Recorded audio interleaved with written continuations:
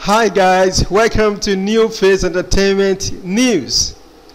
A Jos-based pastor and former executive secretary of the Nigerian National Missions Movement, Gideon Paramalam, has alleged that President Buhari is yet to reach out to Leah Sharibu, father of Leah Sharibu, who was kidnapped and kept back by Boko Haram terrorists because she refused demands to renounce her Christian faith and convert to Islam. The pastor, in a statement he released on Sunday, October 20th, he said, on October 15th, Leah's father, Leah Sharibu, and I were on the phone again. We connected on a regular basis, and this has been the case since March 2018 till date, he said. He said he had not heard a single word about his daughter's release beyond the promises. He also confirmed that he had not received any phone calls or updates from the president of this country.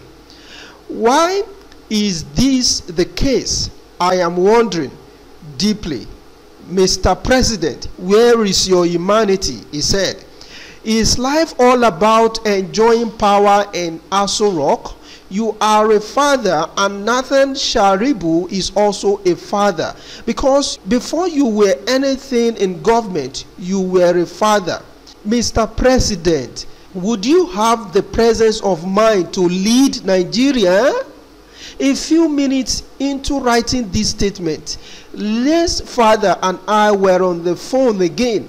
He shared with me that their life as a family is one of daily agony and pain, but they remain thankful to God. I encourage him once again, as I normally do, to remain hopeful about Leah's release. He went further to tell me that October 14 was rather a very difficult night for him because he dreamt about Leah. He seemed distressed and unhappy.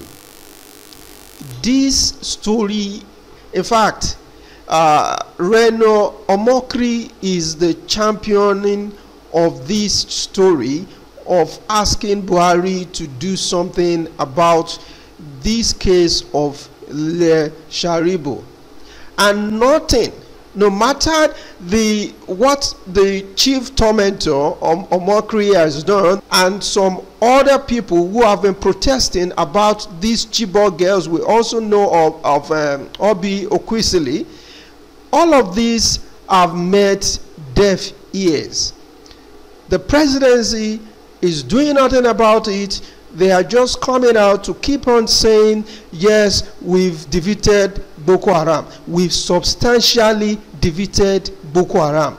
Whereas all this led us to, if the president feels too big to call such a person, at least somebody from the presidency could have invited the parents to Abuja or Aso Villa. Don't just sit there at the Aso Villa and pretend as if nothing is happening. A lot is happening.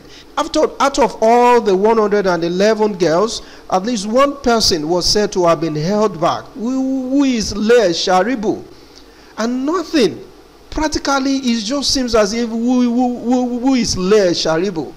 And all this we tend to see in every affairs of the country, where everything is being neglected. Anything that's happening in the presidency is kept secret. The other thing, when Aisha Buhari was out of the country, what happened? They kept on asking the presidency, where has she been? What is this? Nothing was said until when there was a saga about the president marrying another woman. That is when she now returned, and they will start hearing all sorts of stories. This is really not the way things should go. This is not how to run a good governance. Even during the time of the election period, the president didn't even call to even make it to look like he is such a nice guy. But it didn't happen. When are we going to come out of this kind of governance? When something will happen on a mass scale to the masses, and the president or the presidency cannot even extend concern, no empathy, nothing.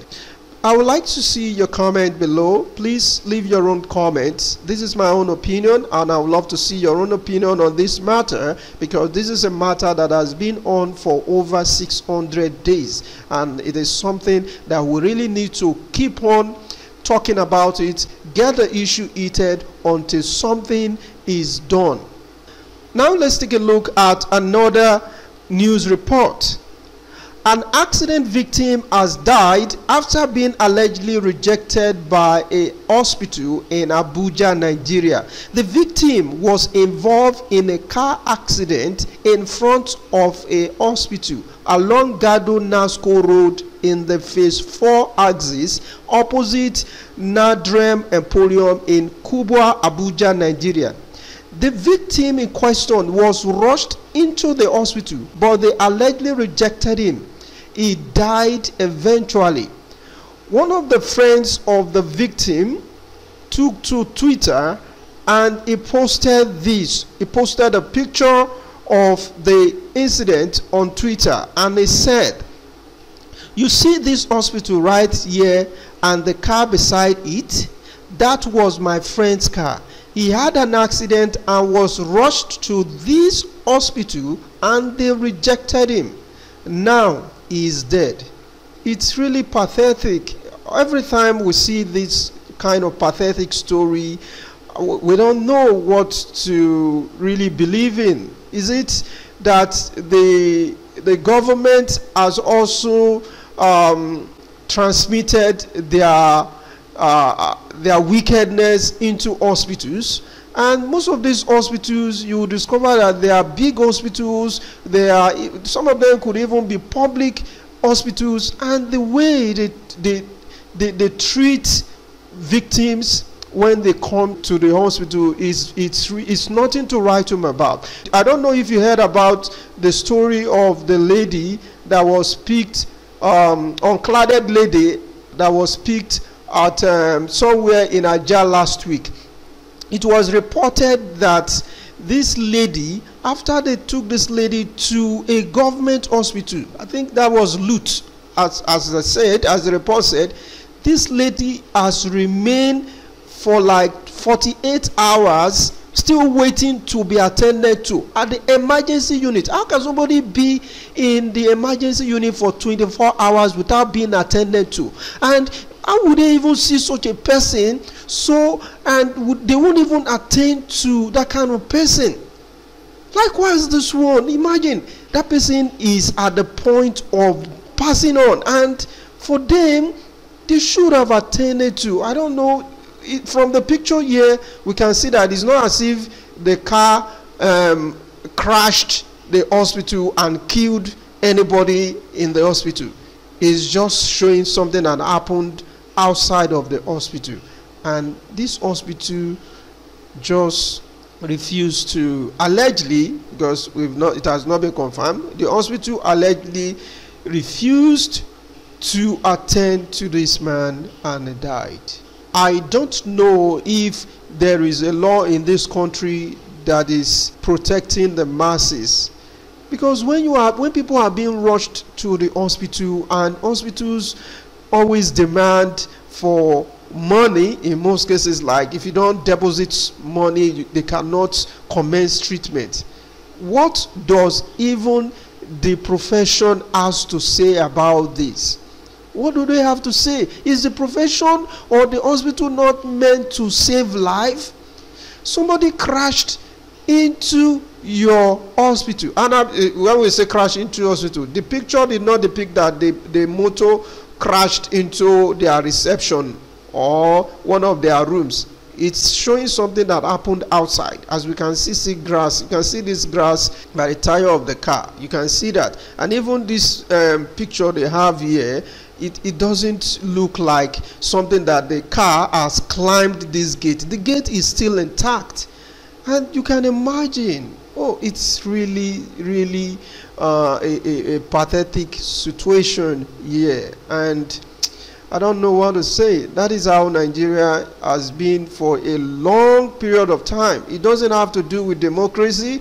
Before democracy in 1999, cases like this is common. But I don't know, where do we get that that feeling for humanity? Where is it? Where is that compassion? Where is that empathy? It is almost like it is gone in our hospitals, you know. It's something that I feel that we really need to change our value system. Our core value system has been attacked. It has been battered. Something has to be done. Something has to be done. Even right from the cradle, the baby, the toddler has to know that you need to be concerned for your fellow human being.